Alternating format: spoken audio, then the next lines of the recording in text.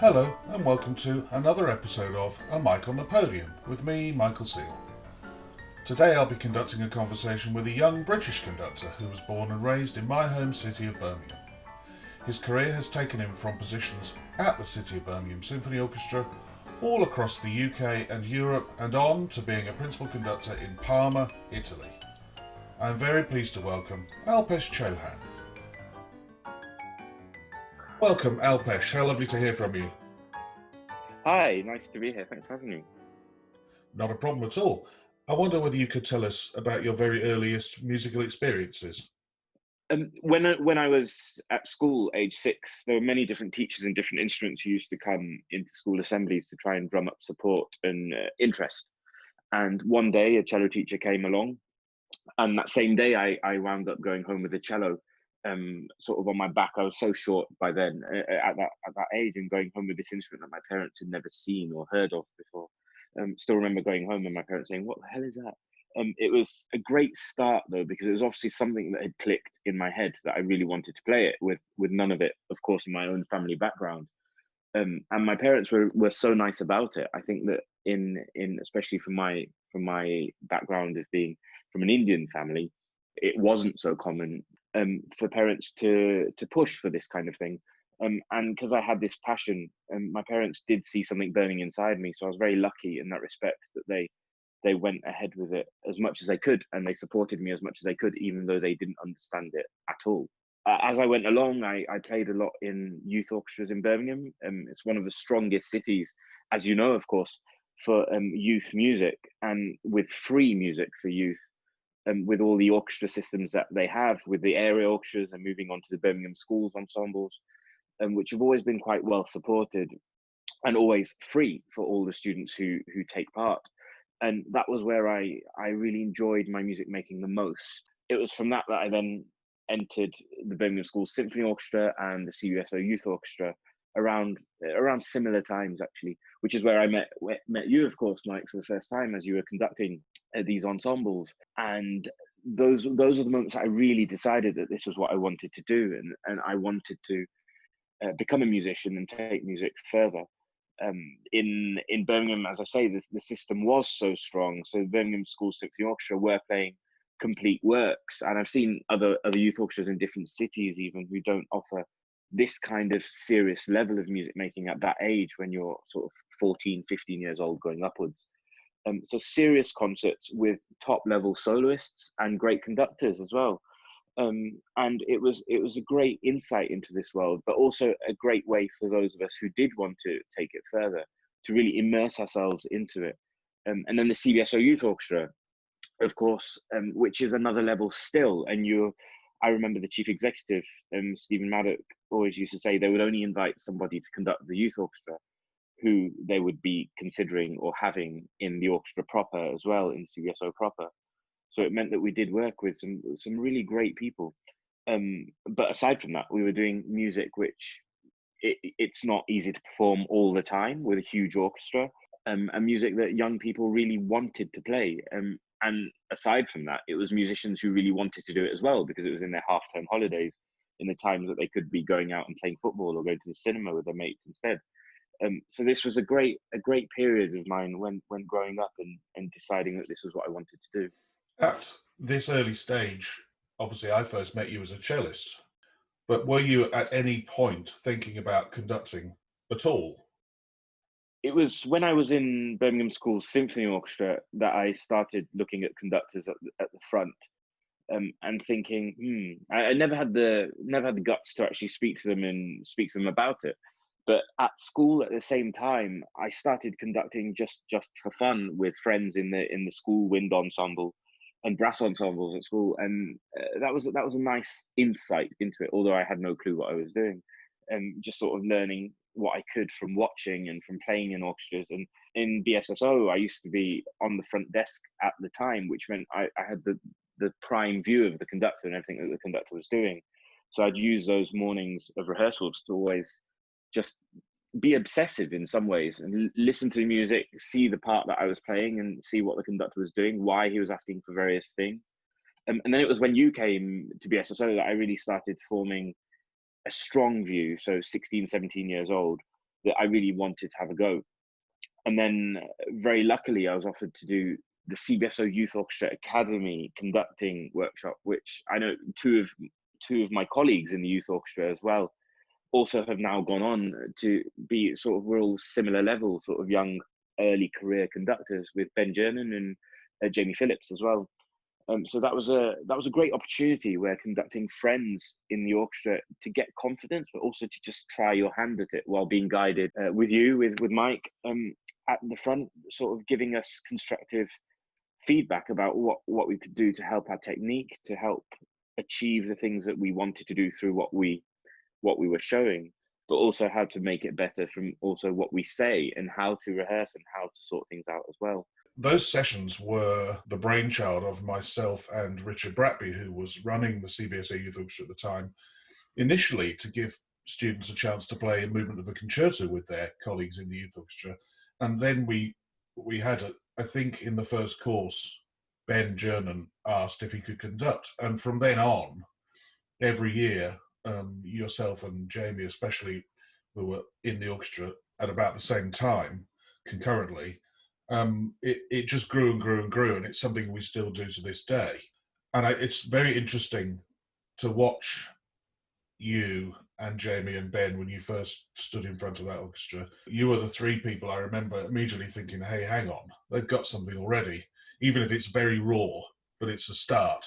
And it's proven to be a really popular thing in the summer course, not just the conducting, but also the concerto element. Everybody looks forward to it, and everybody's incredibly supportive. Yeah, I think that was the interesting thing, because back then, when you see it advertised, you think, okay, this is going to be great for me just to see what I wanted to do. But it's also quite incredible to see the support from the others. So we were selfishly thinking, for us, it's a great opportunity to do this.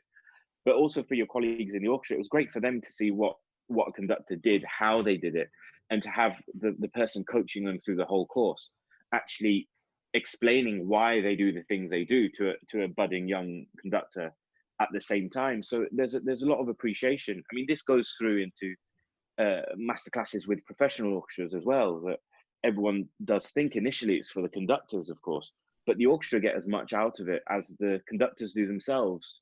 Absolutely, and we yeah. often Yeah. get things from watching our colleagues. You know, I remember being at the Northern when I was studying, and there, how much I would learn from being on the box myself was already quite amount. But when I would sit back and then watch all my colleagues conduct, and then see the feedback they got and why they got it, that was when I really, really learned, by watching others. Yeah, interesting. I spent a 2-week course studying with 14 other conductors with Jorma Panela, and Sure. similarly, I think I learned half the amount of stuff again by watching all of the other conductors, what he was saying to them, than I did in the limited period of time that I was actually on the podium. Yeah, at that age, you're a sponge. You just absorb everything Exactly. thrown at you. Exactly. Would I be right in thinking that maybe the first time you conducted a symphony orchestra was when we were on tour with Birmingham School Symphony Orchestra, got to a very dry acoustic at the first venue, and I said to you, why don't you stand up and conduct this Nielsen Symphony while I go out and listen? I think so, actually. I think it was that, yeah.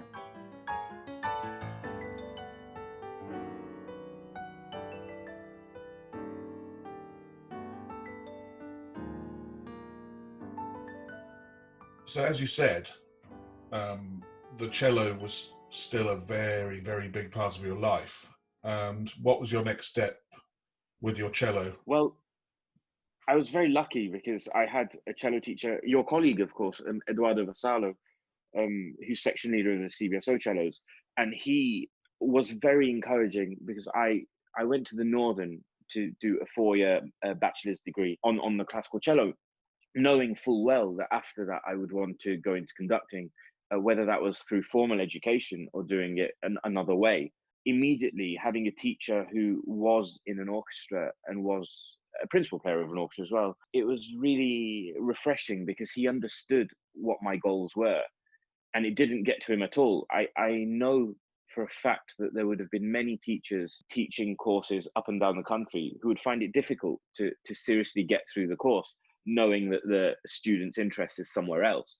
But with Eduardo, he sort of tailored the lessons in an orchestral way. So he would bring excerpts, he would talk about excerpts, he would speak about how to make things better and his experience of being in an orchestra, and how I could improve that from playing the cello better myself and learning various things. We bypassed a lot of the normal cello repertoire that he would have done with other students, because he really wanted to help me by understanding the orchestral repertoire and the way of working in an orchestra.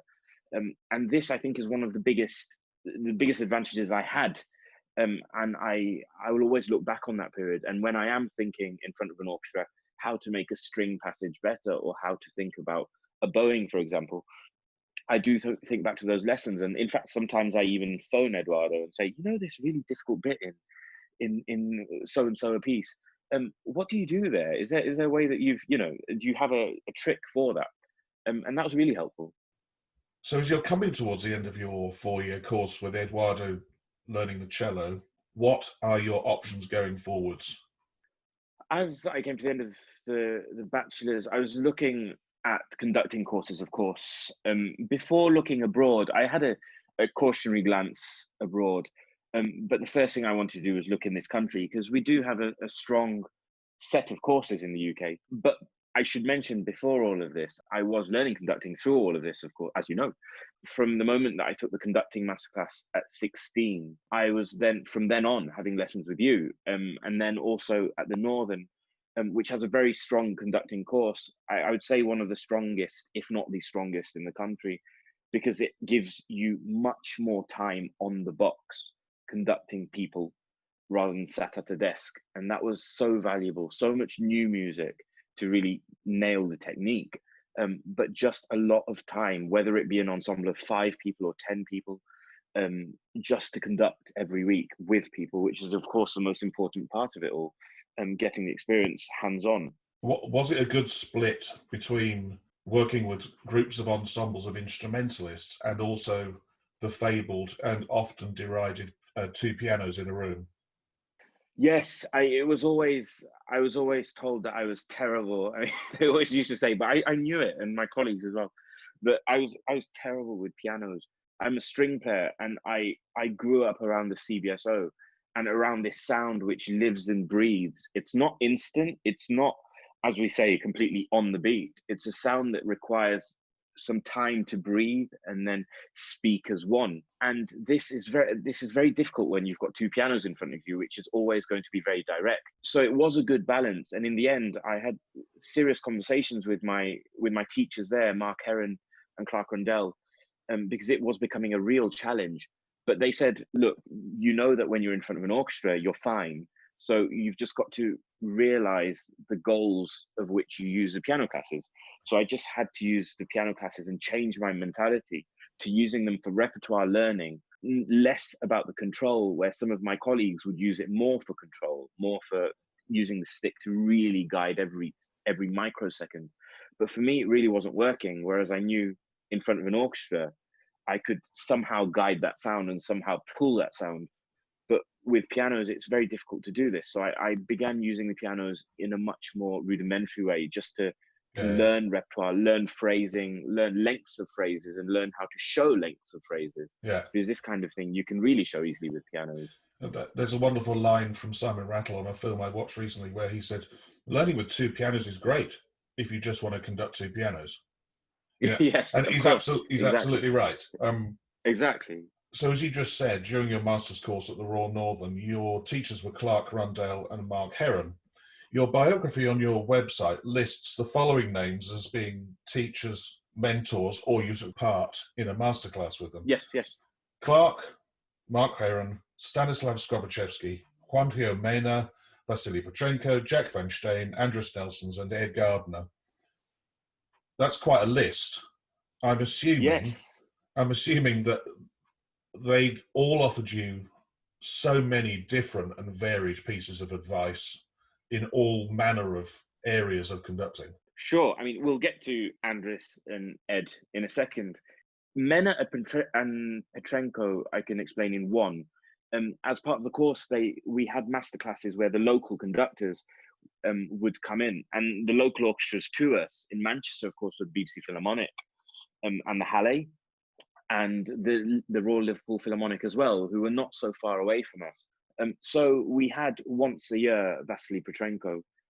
So I had him once in both years. So once on Dvorak 9 and once on Brahms 2.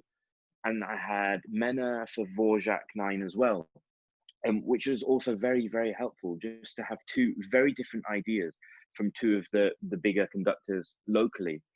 Mark Elder would come in, but he would only work with the junior fellows. But we were allowed as master students to sit in, well, invited and expected, of course, to sit in on all of those master classes.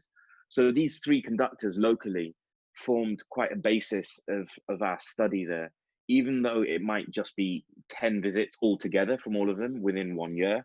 It was still valuable to see all of this and to hear how they helped our colleagues and ourselves to grow in very many different ways. Some of them would base more on technique, and some of them would base more on rehearsal technique. Skrovichevsky is one of the most exciting experiences I've had in my life. And we had 2 full days with Skrovichevsky somehow, by some miracle. He was rehearsing with the Halle, and we managed to get him a couple of days earlier. He was very fragile in his final years. In fact, I remember after the class, I was nominated to take him back in a taxi back to the hotel, make sure he got into the reception, and then get back to college again afterwards. He was that fragile. He would come to the class. We did Schoss 5 with him, which was one of the most valuable pieces that we could do with him. And he would sit at the back looking like he couldn't see anything. And we would even wonder whether he could actually hear anything as well. He was just so frail. And then we would conduct little bits of Shostakovich 5, and he'd just stop you straight away and say, well, look, you didn't give this for the horns, and you didn't give that, and you didn't give. So this guy that we just saw so small in the back of the room came with such a wealth of experience, and he spotted everything. Every micro gesture. He said, but you don't hear the horns in your head. You should be thinking already to give the horns this impetus. And then there was a question about the tempo in the last movement of Schoss 5, and those little increments of tempo, of course, that Shostakovich puts, that you see some conductors really try to push bit by bit by bit. Whereas I do see it as just one long accelerando, of course. And he was just hammering that point home, and he said, look, it must be like this. I spoke to Shostakovich, and it has to be like this. I was like, okay, well, this is it, this is about as close as we can get right now. So it was really a really interesting experience of 2 days, which felt like 2 weeks by the end of it, stopping you every bar, every 2 bars, but always to give you, it wasn't just small nuggets, it was huge wisdoms on these pieces and on conducting technique and conducting in general. If I remember correctly, your last year of that master's course, you had been appointed the City of Birmingham Symphony Orchestra's conducting fellow, the first that they'd ever had. You were spending a lot of time up and down the M6 or on the train, I'm assuming, going between both. I expect that was a very exciting period of your life. It was. It started actually my first year of conducting, because of course I still saw Eduardo all the time, because he still had a cello class at the Northern. So he was always there, and he became like family in the end, of course. So I'd always see him, and he would always say to me, Alpesh, Andris is here this week and he's doing this repertoire. You should really come and see it. And I started slowly coming to see things, rehearsals with all sorts of people, but it started with the fascination of this crazy new conductor at the CBSO, Andris, and that became a regular thing. As I started to do that, the management of the CBSO, together with yourself and Eduardo, and some other members of the orchestra, started to think it would be a good idea to have a young conductor in association with the orchestra. So we together, all of us, created this idea of a conducting fellow, and that became my second year of the master's course. So it was hugely valuable, where I used the master's course to have my hands-on experience while having every minute free, then driving back to Birmingham from Manchester and watching every rehearsal and concert and recording session and live concert and touring and everything that I could of the CBSO when I wasn't on the course. So that second year of the RNCM was really, really incredible. I mean, there's no, I can't shout it up enough. I was probably in one of the most sought after positions in the world by having this unprecedented access to conductors such as Andris Nelsons, which every young conductor wanted access to. and just seeing what he did, how he did it, and the backstage access with the orchestra, and seeing what they thought, how they felt, not only with Andris but with other conductors, what they liked of different conductors, and also things when we disagreed. And I found this the most exciting part of the job, where you'd watch a rehearsal or a concert, and afterwards you'd speak to some of the players, and they would come away with completely the opposite view of what you thought in the hall. And this happened after quite a few concerts, actually, where you'd come out thinking, that was such an exciting concert. But the orchestra would say, yeah, but it was just like this or like that, and this was wrong or that was wrong. And that can happen quite often because there's so many people on stage feeling so many different things. So, I mean, in answer to your question, of course, it was a really exciting time. It was also a highly confusing time because you're having so many things from different conductors, of course. Yeah, yeah. And you're trying to find your own identity at the same time, of course. And it all just becomes a big mess. And I do remember one class where I was going on a tour, and it was Don Juan. And, you know, for any young conductor, we wouldn't expect to conduct it so early on in career. And I remember I just said to Mark and Clark at the Northern, please, can we just put this in a piano class just so I can just work my way through the piece? Because the next time I conduct it could be on tour with the CBSO on a sold out concert. And I remember at one point, Mark Heron just stopping me mid-flow with the pianos and just saying, Alpesh, and why are you doing this in two? I said, oh, just because, you know, I'm trying to match as much of what Andris does, so that if I have to do it in the concert, it's there. And Mark said, yes, but it just isn't working for you at all. If you have in one bar a particular thing that Andris does, which works for his body or for his gesture, this might be okay. But if you had to do a concert last minute and you did it this way, it's just not going to work for you. So just keep it clear and trust that the orchestra will go with you if you're clear within your own body and your own gesture. And that was quite a turning point, actually, to think that, okay, I'm absorbing everything, but at the same time, just to keep your own language at the same time. Yeah, it's got to be about you.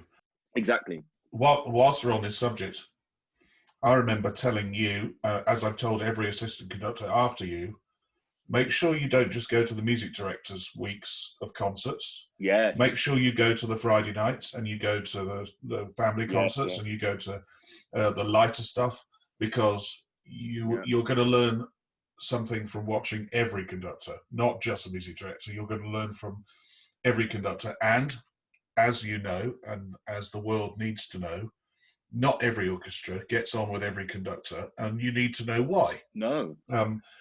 Exactly. And I think that's a fundamental thing about being an assistant, is finding out from the players in the TQ or in the pub afterwards what it was that certain conductor was doing that rubbed them up the wrong way and got up their noses.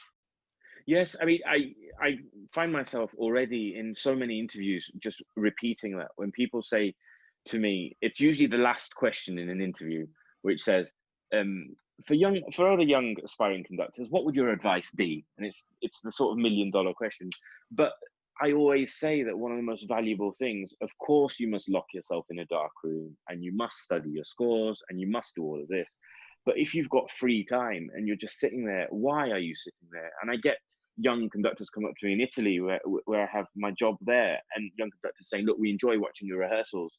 And I say to them, okay, have you been to see all the other conductors as well? How was last week with so-and-so? Did you watch Mahler 5 with so-and-so? And I said, well, no, we came to yours and we'll come to your next. But look, you should be using every opportunity you can. I just find myself repeating exactly the advice that you gave to me back then, because I know how much I benefit from it. And then I always go on to say, and also just don't undervalue buying a friend a drink. And it doesn't have to be alcohol. It could be tea and coffee. It could be even water. But just go and speak to people, especially those people with instruments, playing instruments that you don't understand, and you may not want to admit that you don't understand. But with friends, you can always admit this. Go up to a wind player and say, look, what are the difficulties here? Why is this always out of tune? Is it just a thing that I noticed, or is there a technical thing? How can I help to make things easier for you in this passage? How can I help to make things clearer for you in this passage when you're so far away from me? It's so valuable to do that. So as a string player, if I can speak to brass players and wind players, it's so valuable, so valuable. Mm.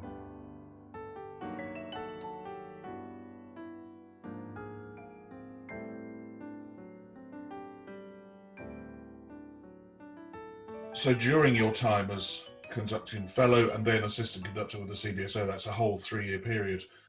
which conductors stand out for you as the ones that you learned the most from or were inspired by? Well, Andres, of course, was the biggest inspiration on myself and on so many of us in the great city of Birmingham.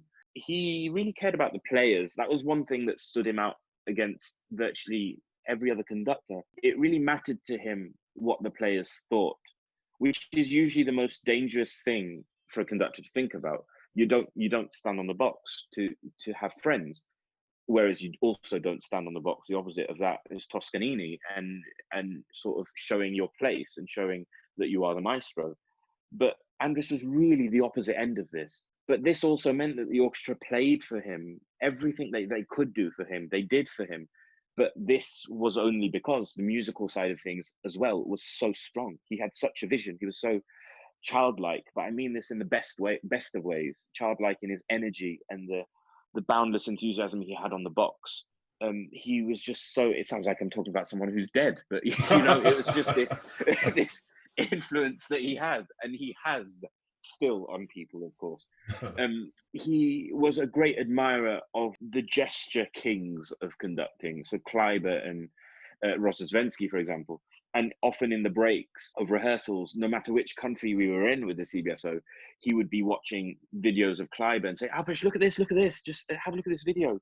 And he was such an admirer, which meant that when he then came to conducting, everything was about gesture. And where in the beginning, the first 2 or 3 years, all of the critics you read of Andres, when they're getting used to him, was about how crazy he was and how he's using gestures that people have never seen before.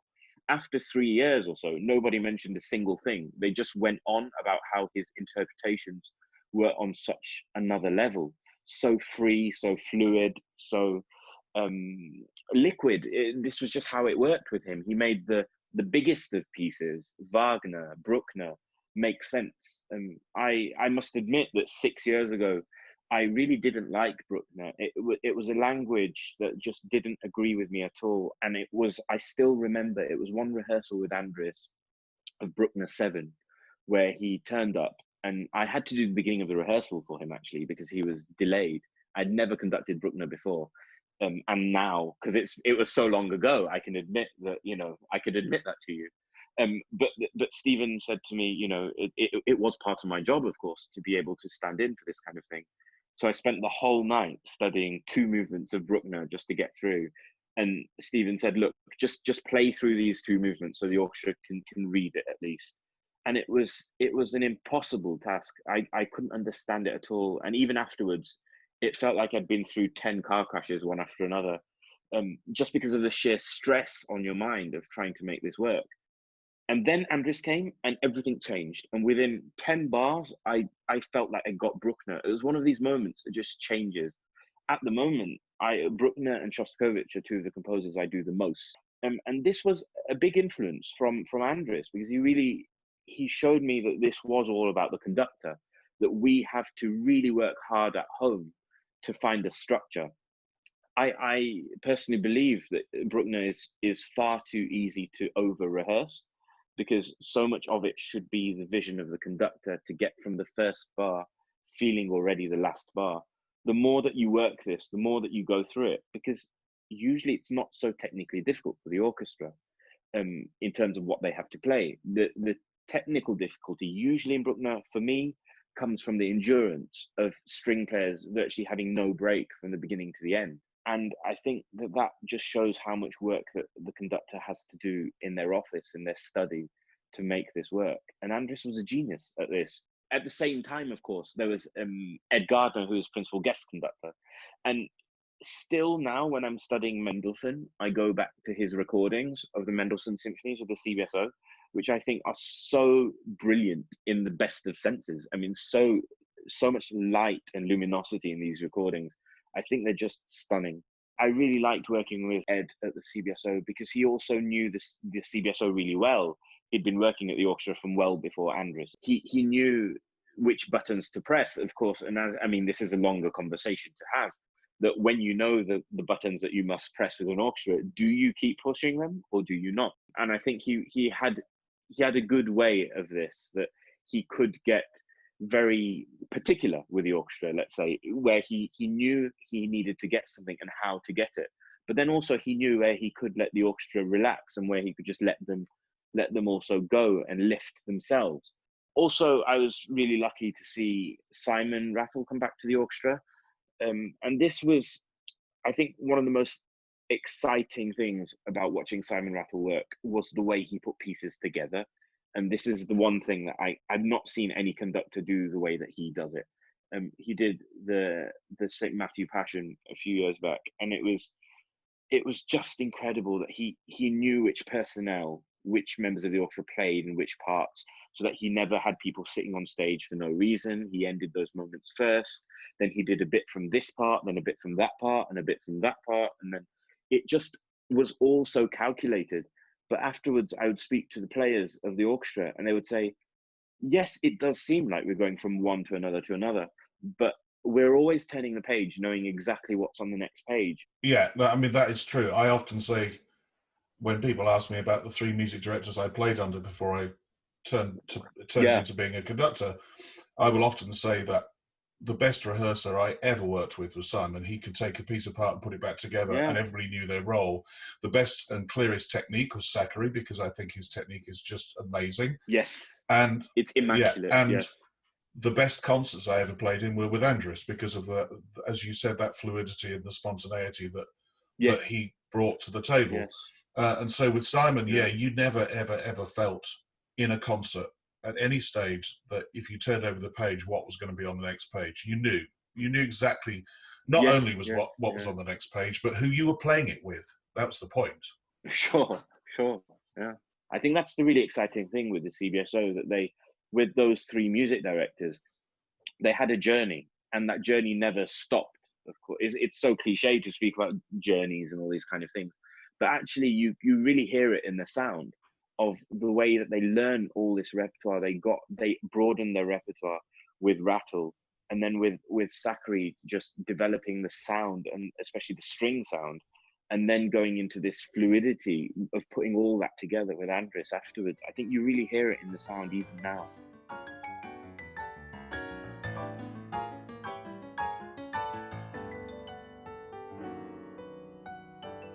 After your time with the CBSO, you're off out into the big wide world. Um, did the CBSO give you a lift in getting guest engagements elsewhere? And where were those first engagements? Of course, when I was with the CBSO, we already put in a date, of course, for my first concerts. And one of the big first concerts with them was Shostakovich's 15th Symphony, which just everything is so cyclic. So I turned that back to what we spoke about with Petrenko, the Northern. In my second year, they started a course whereby each of us would get one program a year where we could assist the RLPO under their music director. And my program was Shostakovich 15. So I learned the piece and watched all of the rehearsals of Petrenko. And that was a great way to learn a piece which isn't so often done and isn't so often heard. So then we thought it'd be a great way then to do that with the CBSO. And then at the same time, there was a cancellation that happened at BBC Scottish, which was I think it was about 9 or 10 months before the concert with the CBSO, although the concert with CBSO was already announced. So they, of course, saw that I was conducting that away in the future. And that gave me quite a big step up instantly, because they were ringing around conductors who had SHOS 15 in their repertoire, of which there were not many. So that was a great concert for me to really, take the reins of an orchestra that doesn't know me at all. It's always different when you're stood in front of the orchestra that grew you up, or where you're going to another orchestra in your own right, and they're seeing you not as an assistant, not as a Birmingham boy, not as from their city, but as a conductor, as a guest conductor. And that was a really important gig for me to get so early on as well. Also, as my graduation concert with it's my exam actually from the Northern Masters course. Back then, it was half a concert with the Manchester Camerata, to which we invited managers and agents to come and see. So I thought it would be a bit weird to write to managers, and also managers get hundreds and hundreds of emails probably a month probably a day from young conductors and young artists wanting to be represented.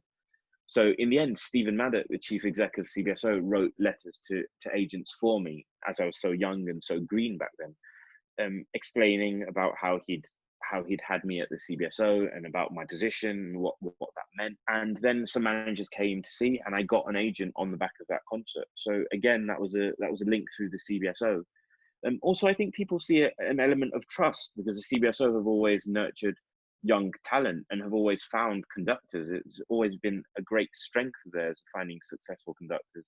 I know that from being nurtured. Yes. From the first time I conducted them myself, and then they nurtured me and pushed me through, and I became assistant conductor almost from nowhere. But you feel that if they spot something and they're willing to run with it, if they spot potential, they're willing to run with it. Whereas some orchestras maybe don't take that risk. I don't know. No, but I also think that orchestras, if they're given the opportunity to help, they will. Of course, you'll get some people on the extremes, but it's quite helpful to have an orchestra who are told, okay, look, we're going to do this. We're going to have a young conductor. But then, they would appreciate if you gave them some feedback as well, and you could help them. And that was really valuable. I think that's been a great thing of myself and the colleagues that I had after me, the following assistant conductors, that I think we all really appreciate the fact that we've got this unprecedented access with this great orchestra of watching everything, which is so rare. After initial concerts with the CBSO and then guesting with the BBC Scottish, I guess it wouldn't be long until your agent got you some work in Italy. And of course, eventually, not so long after that, you become principal conductor of the Filarmonica Arturo Toscanini Parma. How did that happen? How did that materialize? Yeah, it's a very unlikely story, because in Italy, if I generalize very greatly, they only really go for conductors and soloists, actually, who either have a huge name, somehow they have the money, even though they're financially there are problems in Italy. Somehow they get these huge names to go to all of the big orchestras, and also some of the less big orchestras, and young Italians. So for a young, no-name person to go is very rare, and this doesn't happen in Italy. A young, no-name foreigner at that. And what happened was a conductor, Kazushi Ono, went ill for a concert, and he had a long-standing relationship with the orchestra in Parma, because he won the Toscanini competition in one of its first outings many years ago. So he, from the moment he won that competition, had a great relationship, and then became principal guest conductor at the orchestra following that. So there was a panic to get someone on 2 or 3 days' notice. The program was very standard: Schumann Piano Concerto and Heroica. However, both of those pieces are sort of conducting exam kind of pieces, with a third movement of the Schumann and every movement of Heroica. Of course, principally the first movement, which I know I've studied alone with you, Mike, for so many hours way back when, just that piece alone, just that movement alone. Yeah, I'm sure you remember me telling you what Zachary Oromo told me. He rather cheekily said to me, "Mike, do you conduct the first movement in 1 or in 3?" And I said, "Oh, actually a bit of both." And he said, "Yes, good answer." He said, I've seen somebody conduct this all in 1 and it doesn't work, and I've seen somebody conduct this all in 3 and it doesn't work. So yeah, it's the first movement to the Heroica is a big teaching tool with conductors of a certain standard. Yes, and I've also found the more I do that piece, the more I vary it with different orchestras as well. Of course, you have a basis, and in most of my scores, of course, like yourself, you work out where you'll be in 3 and where you'll be in 1. But sometimes there are some moments that with another orchestra, I just feel I have to do something more or something less. Yeah. And it's one of those movements that you've just got to be ready for anything. And so I had that from studying it so much, even though it was a risk. Of course, it was a risk with an orchestra I didn't even know. And the Schumann was then the problem. However, again, I'd assisted it very recently with the CBSO and seen it in rehearsal with Stephen Huff. And that was sort of fresh in the memory. So I didn't have an Italian local manager at that point, but it was the local Italian manager who was doing the rounds in the UK with the emails trying to find someone. They saw a video of me conducting some things early on, and then they said, look, we can either take someone we know, someone older and more experienced, or we can take our punt on a young conductor in this opportunity. And the great thing about the orchestra in Parma is it's run almost like a British orchestra. I mean, they pay absolutely on time, which would tell you straight away the kind of orchestra it is, Yeah, because there yeah. can be so many problems with this kind of thing in Italy.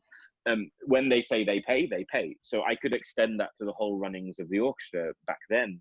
So they took the risk, and they were ready to take the risk, and I thought that was a really nice thing of them to do, because I know many orchestras in Italy who wouldn't have done that, who wouldn't have been quite so ready to do that for a program such as that. So I went along, I did it, and then after the concert, I was offered local management, and that began my journey there. The orchestra saw something, of course, in that first concert, and they booked me for 2 concerts the following season. And then after that, they already made the offer then for a principal conductorship.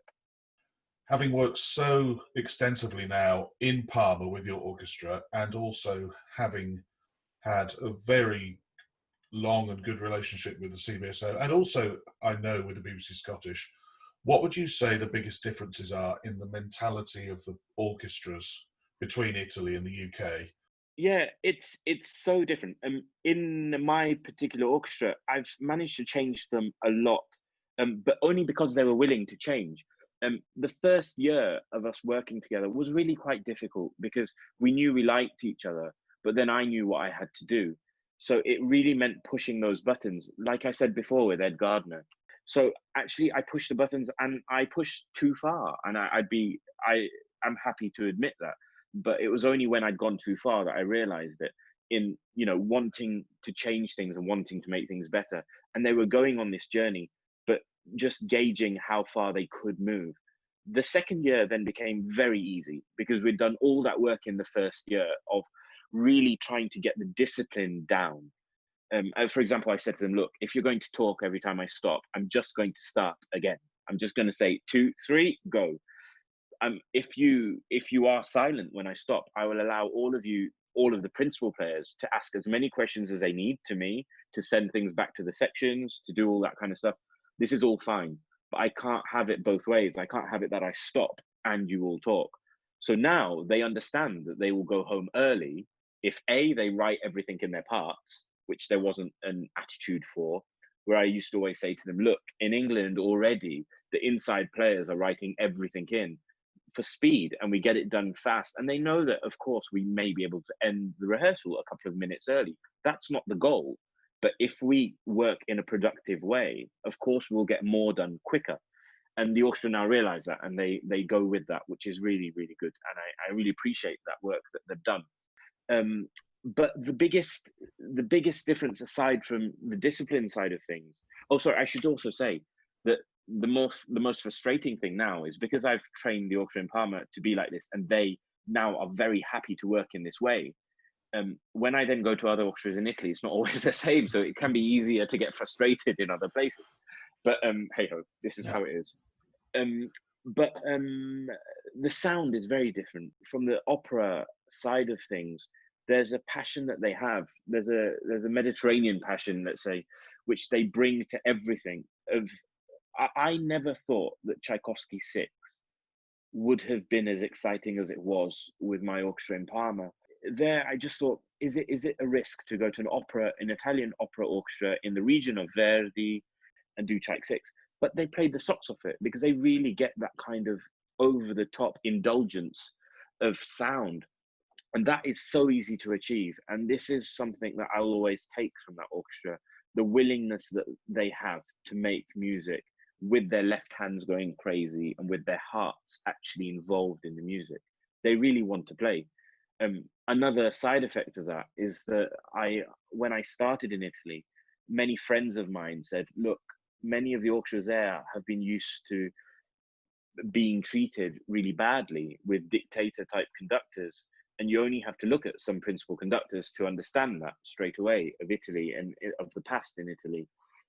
So if you go to an orchestra with respect and with some interesting musical ideas, they'll do anything for you. And it takes a while, because you think that there's a hard edge there. It's not a hard edge. They're just really passionate. In the first ever rehearsals did in Italy. There was a moment, for example, in Parma, where the leader stood up and the first trumpet stood up, and they started shouting at each other. I said, "Is everything okay?" When I didn't understand a word of Italian, and the leader said, "No, no, it's okay. He's now just going to play a little bit quieter, and we're going to play more." I was like, "Oh, okay, okay." And there was another time where the principal viola walked during the rehearsal across to the leader. They were shouting about something, and I just thought, "Okay, what's going on?" And then afterwards, I said to me, "Is everything okay?" And she said, "Yeah, yeah, yeah. We're just going to do a down bow, and they're just going to do an up bow now, so it's okay. It's all sorted." But it's just that passion that they have to get there, which was a bit of a shock at the beginning. Yeah. Yeah, I understand that. I have worked in Buenos Aires in Argentina many times now, and often similar things will happen there. And I know that you speak now pretty fluent Italian, Yes, yes. and I speak very, very little Spanish, enough to rehearse, but not conversational. And I've had instances where people are sort of shouting to each other across the orchestra, and it's always in a very positive way. What's interesting, last time I was there, I went out for a meal with the assistant conductor of the orchestra in Buenos Aires that I was working with. And he said to me, he said, you had a stroke of genius on the first day. And I said, oh, really? What was that? He said, you asked for a player name list and you've started speaking to them and addressing them by their names. He said, nobody does that here. And because you've done that, they're now listening to you and they're not talking when you stop conducting. And it's amazing sometimes a simple thing that you would just do every week of your working life. You go to a certain place and they're amazed by it, and they suddenly there's a respect for you, and it can be something as simple as, Diego, can you do this, rather than Mr. First Trumpet, can you do this? So one of the first moments where I realized, actually, you were speaking about my Italian, that I really had to learn it properly, was a 2 month period I had in Cagliari where I was doing an opera. I was doing Turandot, my first opera, actually. And after 2 months, we had a symphonic program just to finish the opera period. We just had a symphonic at the end of it all. And I was singing a passage at the orchestra, and every conductor has a different syllable, of course, where they sing, and some could go da da da da or da da da da. I was singing this passage, and they said they just kept laughing. And I said, look, for 2 months you've always been laughing when I've been singing at you. And I just said, why? I just want to know. And the leader just couldn't stop the fits of giggles. And then he just said to me, Maestro, no one wanted to tell you, but you've been singing at us all for 2 months of bum bim bum bim bum bim bum bim bum bim. And this word in Italian means it's a sexual act. And so you've basically been singing over us this word for 2 months, which means something not quite so suitable for a rehearsal, let's say.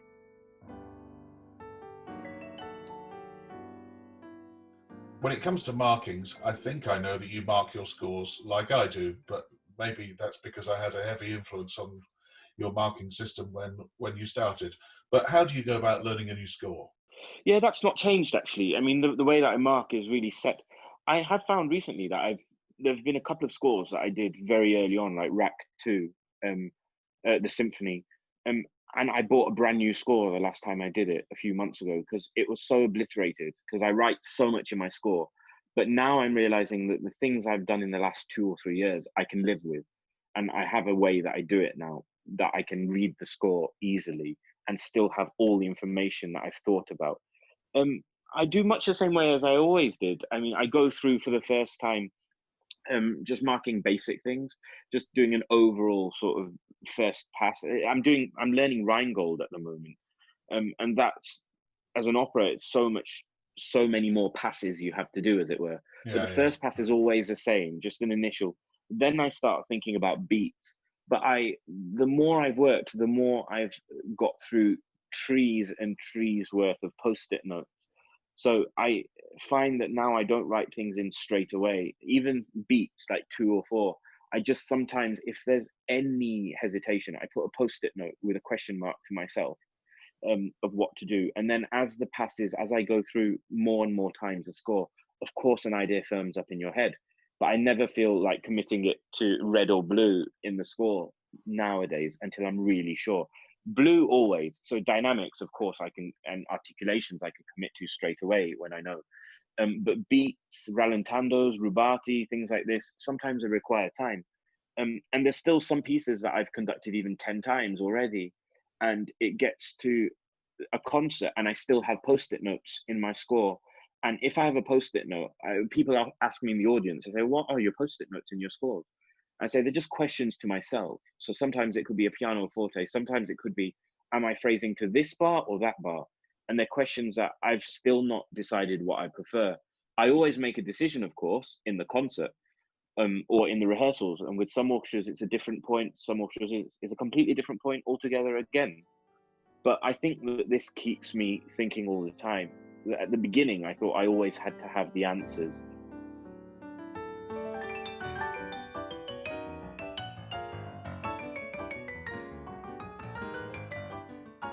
Alpesh, every conductor at the end of the podcast has the chance to answer my 10 questions, the same 10 questions. And so, if you don't mind, I'm going to start with question 1. What sound or noise do you love, and what sound or noise do you hate? The sound that I love, I mean, if you know me at all, you'll know that I'm a fine wine lover. And there's nothing more satisfying than getting a great wine out the cellar, putting it on a table, and then the moment that that cork actually leaves the bottle, before you're about to have a 20-year-old or a 30-year-old wine or a 50-year-old wine, it doesn't matter. It's that sound of a cork just slowly popping out of a red wine bottle that you know you're just going to be in heaven for the next 2 hours or 3 hours. It depends how fast you drink, I guess. The sound I hate, gosh, it's got to be the sound of an email notification, because it means I've got to do boring work. If you had 24 hours free, what would you spend it doing? I really like fresh air, because in our job, as you know, we're just always going from hotel to flight. And I mean, now that we're all stuck at home, we can actually appreciate going for our one daily form of exercise and getting some fresh air, it's just such a change of pace and such a nice thing to just be able to go outside and get air. So actually, my 2 favorite places to go are actually in the UK, Snowdonia and the lakes. They're just 2 places that I can actually switch off, and I can never switch off. If anybody knows me well, the mind is always thinking about something, and those 2 places are 2 places where I can just breathe out and enjoy my surroundings. I do love being around water and mountains, so both of those places are just gorgeous. Who would be a favourite conductor of yesteryear?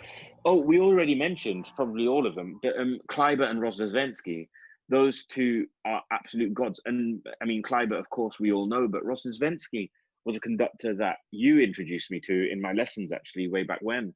And just geniuses of gesture, which must be the most important thing of our job. No matter what we have to show, be it a phrase, direction, an articulation, everything of what we do is gesture, because we cannot open our mouths when we work in concert. Skrovichevsky, I must mention as well, those sessions that I had, he was just so inspiring. When you hear his Shostakovich, you can hear back to those moments that affected a particular people, compositions, all of the symphonies of Shostakovich, not just showing color, but actually emotions of a whole people of Russia and what they went through. And I really like how it is in Skrovichevsky's hands. It really speaks so clearly to us. Rozhdestvensky, for me, is the master of the upbeat. So many conductors are obsessed with the downbeat, but if you don't give a clear upbeat, Yes, you're sunk. He would often give an upbeat and not even ever give a downbeat because the upbeat was so clear. yes. Yeah, an absolute master. And who would be a favourite current conductor? I think it's very repertoire specific. Of course, there's some conductors I go to for specific things, and also some conductors that I wouldn't necessarily expect to go to for some repertoire. For example, La Mer. I find it so difficult to find a truly great recording of La Mer, but hearing it in Gergiev's hands made me, for the first time, sit up and listen to La Mer with a new energy. There's something about his energy of the fast-moving fingers that really allows La Mer to breathe like the sea. And I mean, a conductor that I wouldn't consider going to for that kind of thing necessarily, maybe. And then, of course, I must mention Andris, of course, is probably my favorite. For most things, we spoke about him before, but it's that fluidity and that energy and the excitement that he forms, not only for the orchestra, but also for the audience, where every single person in the room, it's I mean, you've been in so many concerts, I'm sure, where you think, who the hell is this conductor at the front? And the orchestra play as they would play. But the audience in the end, they're rapturous and they think it was great. But it's rare to have where the orchestra love the conductor and the audience love the conductor. And it's through their music making that this happens. And I think this is really, really exciting. What is the hardest work you have ever conducted? Gosh, okay. So Turandot was because it was the first opera I did, and it's a juggernaut of an opera. So just for the sheer forces and for doing my first opera, it was everything added in one that made that really difficult. Mozart, I think, is, if I had to give you one answer, Mozart would be the most difficult. I find Mozart always difficult. It's music that is of such a level that needs maturity, and it's something that I've always tried to do and always felt that it got in the way of. And it's now actually a composer that I don't program ever. I only program concertos of Mozart, but symphonies and overtures I completely cut out about 3 years ago because I just realized it wasn't working for me at all. When travelling abroad to conduct, what item could you not leave home without? Oh God, I'm going to sound like a snowflake, but iPad and iPhone, it's only to say that what we do is so solitary. So all of my friends are sort of strung around different cities and different countries. And if I really had to say one thing that I'd struggle without, in particular, it really would be my phone because I always feel close to people. What is the one thing you would change about being a conductor? Uh, One thing that I've changed personally is to be able to say no more. At the beginning of the career, you feel you have to do things or you should do things. And the more I work, the more I say no. And I think that should be something that's ingrained in every young conductor more. That just don't take the gig, just don't do it. If it's not right, and orchestras, I find more and more nowadays, they're all respecting it so much. There've been important orchestras who have offered me dates, in the last 6 or 12 months, and I just say through my management very politely, I just feel that this repertoire won't be right for me, especially to make my debut with the orchestra. But I really would like to come to you, so let's speak in 12 months' time again for the following season, if we can make it work that way. What profession other than your own would you like to attempt? That's an easy one. Pilot, always. I had a best friend when I was 6 years old, and all through primary school, we had this obsession with planes, and I had this other obsession with music as well. I, of course, made my career in music, and he is now a pilot. So I feel that from both of us, we both found those two different directions. Aside from that, I'm a real fanatic right now for niche fragrances. I've started building up quite a collection of niche aftershaves and perfumes, and I'd quite like to make a really good perfume. I always liken music to being like a curry because I cook curries a lot, and it's that balancing of about 20 or 30 ingredients. I think it's what we have to do in real time on the box as well. There's so many ingredients in front of us, so many players, and trying to mold them into one tasty curry in the end. I'd love to do that with a fragrance too. If the world were to end tonight, what would your choice of final meal and drink be? Well, I was thinking about. I went for a walk earlier, knowing that you were going to ask me this question, and initially, the first thing that came to mind was this restaurant in Florence, called Perseus, and they are on TripAdvisor. If you ever go to Florence, if you're searching for a real Florentine steak, they're sort of number one. They're right up there, and they are just incredible. You go there, you see these huge hunks of meat just hanging as you walk in, and the only way to get through all of that meat is to have a fantastic red wine, a good Tignanello or a Luce, a nice, good, fine Italian red wine. But actually, if I had to say really my actual drink would be dry martini. I mean, if you have a good barman who knows what they're doing, throwing out the vermouth, of course, before you put the gin in the glass, and then a twist of lemon and always stirred, not shaken, a good dry martini. Well, Alpesh, an absolute pleasure, as it has been over the years, to have a good long chat to you. And thank you very much, and I hope to see you soon. Thank you. Thank you. A Mic on the Podium was devised and produced by Michael Seal with music by Ben Dawson. Next time we meet a conductor who first came to prominence after winning the Leeds conducting competition. He has held positions in Europe, the United Kingdom and Japan, and is currently music director of English National Opera. Until then, bye bye!